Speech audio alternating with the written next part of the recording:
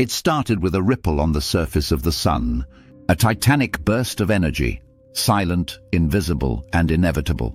On Mother's Day weekend, May the 10th and 11th, 2024, skies across Earth ignited with curtains of light. Auroras glowed above Ohio, Illinois, Poland, and even northern China. A rare spectacle hinting at the enormous forces churning in space.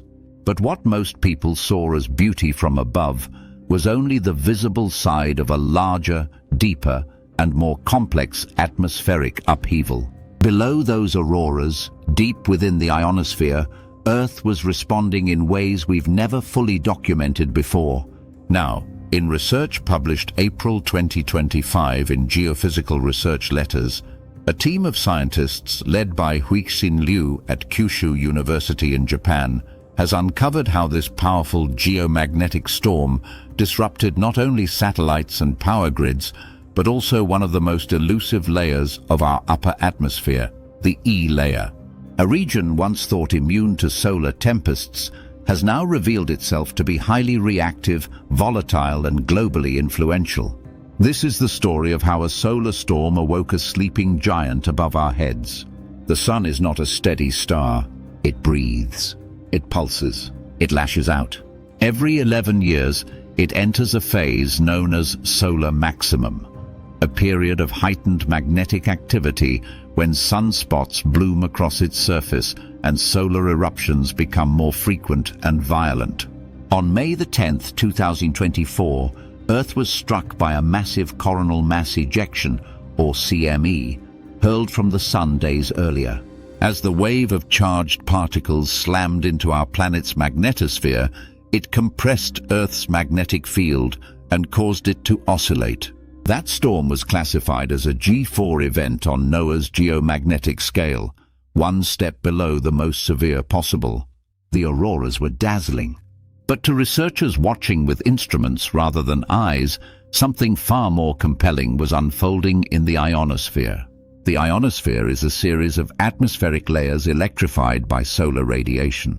It's where GPS, satellite links, and radio communications meet the Earth's sky. Most of the attention during storms is given to the uppermost region, the F layer, because it's where the effects are most visible and disruptive. But Liu and her team looked lower, at the E layer, 90 to 120 kilometers above Earth, and what they found was something no one expected. For decades, the E layer was regarded as largely unaffected during geomagnetic storms.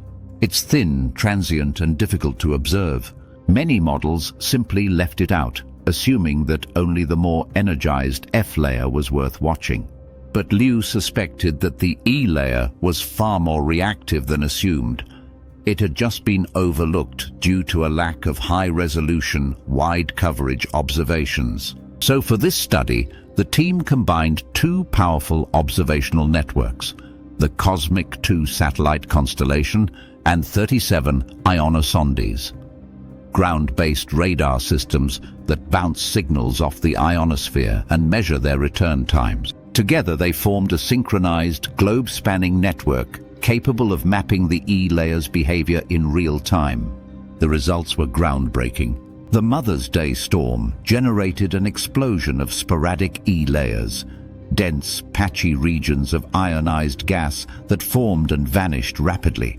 These are not static structures. They ripple, evolve, and migrate across latitudes, carrying electromagnetic consequences with them.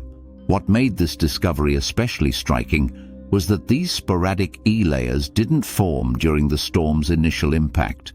They appeared during the recovery phase, after the main shock had passed, when Earth's magnetic field was trying to restore equilibrium. And they moved. Beginning at high latitudes near the poles, they slowly crept toward the equator. This indicated that something deeper, something dynamic, was pushing them along.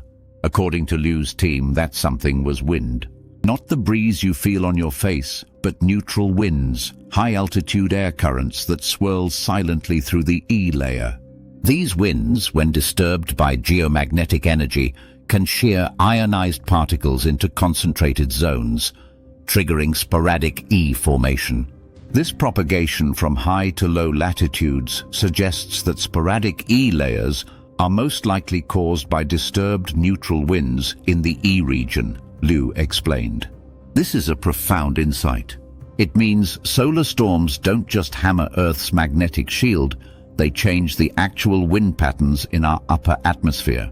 They don't merely disrupt space, they alter the physics of the air itself. And the implications of this are vast. The E layer, though often invisible and ignored, plays a crucial role in our technological society. Radio signals, especially in the HF and VHF bands, used by ships, aircraft, emergency responders, and amateur radio operators, rely on reflecting off the ionosphere to reach long distances.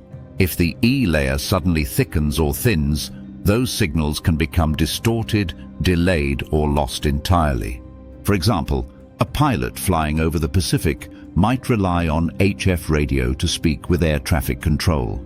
But during a storm like this, a sudden patch of sporadic E could cause their transmission to scatter unpredictably or vanish into silence. It's not just inconvenient. In high-risk scenarios, it can be dangerous. Military operations, disaster relief efforts, and global communications infrastructures could all be vulnerable.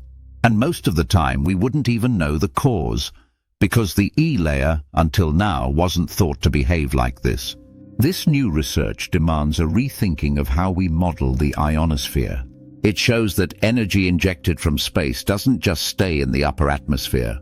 It cascades down, stirs hidden winds, and reconfigures our electromagnetic environment from the inside out. And the timing couldn't be more urgent. We're nearing the peak of solar cycle 25. Solar maximum is forecast for late 2025. Already we're seeing an uptick in solar flares and CMEs, some of them strong enough to reach Earth in just 15 hours. The Mother's Day storm won't be the last. It may only be the warm-up. Understanding how each layer of the ionosphere responds, not just the top but the entire structure, is critical for prediction, mitigation, and resilience. Liu's work is a clarion call to develop better models, to expand monitoring systems, and to finally recognize that the atmosphere is not a static shell, but a reactive, dynamic system in dialogue with the sun. It's not just the auroras that dance, the whole sky dances. There's a poetic side to this too. The E layer, long seen as silent and stable, now emerges as a mysterious force. It pulses with energy during storms. It reacts with complexity.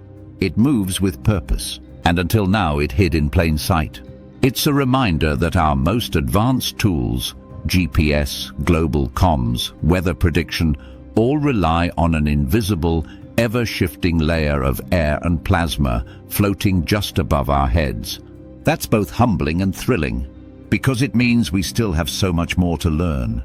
Liu's study opens new doors not just for space weather research, but for aviation, defense, emergency planning, and atmospheric science as a whole. It reaffirms the value of international collaboration. Cosmic 2 and ionosondes around the world came together to reveal a global phenomenon no one had fully seen before. And it's just the beginning. So next time you look up at the auroras, know that you're not just witnessing a light show, you're seeing the signature of a planet defending itself. Beneath those glowing ribbons, the air is moving, the particles are dancing, and the atmosphere is alive with responses we're only just beginning to understand. Thanks to the work of Huixin Liu and her team at Kyushu University, the E layer finally has a voice. Now it's up to us to keep listening. If you're fascinated by the hidden mechanics of our atmosphere and want to keep exploring the forces that shape our world from above, hit that subscribe button. We've only scratched the surface, and the next solar storm may reveal even more. Let's uncover the invisible together.